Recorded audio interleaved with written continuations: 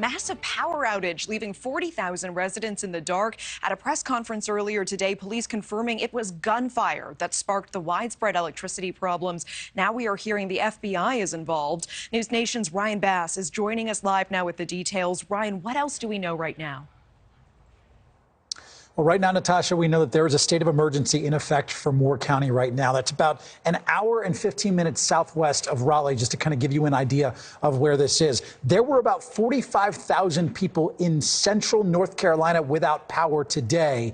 And part of the state, obviously, is still struggling with this. Investigators are calling this a targeted attack today with this power outage that's happening in central North Carolina. The FBI is also involved, as you mentioned, Natasha. And I want to give you an idea by showing you a map of where the majority of these power outages are right now. Here is a map of the outages from Duke Energy. Look at how many people are impacted throughout Moore County. So they've got about 47,000 Duke Energy customers in that county.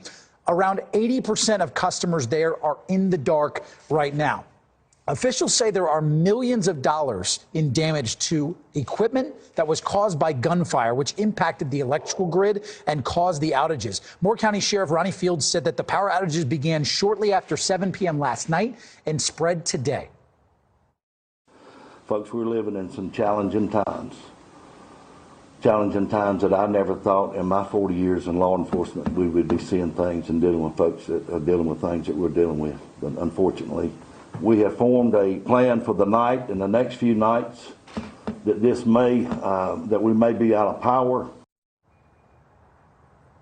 And that plan includes a countywide curfew that begins at 9 p.m. Eastern tonight and lasts until 5 a.m.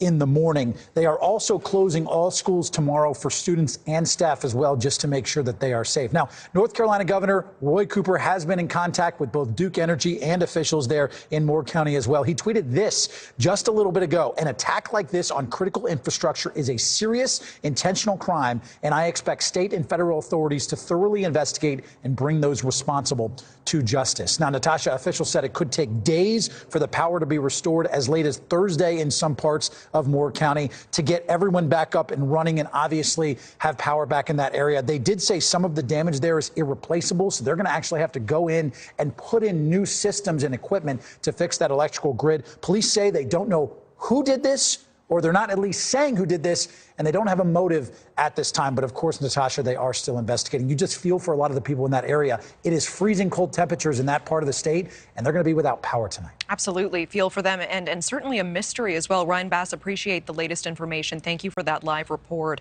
Thank you for watching. Go to newsnationnow.com to find News Nation on your television provider. And don't forget to click the red subscribe button below to get more of News Nation's fact-driven, unbiased coverage.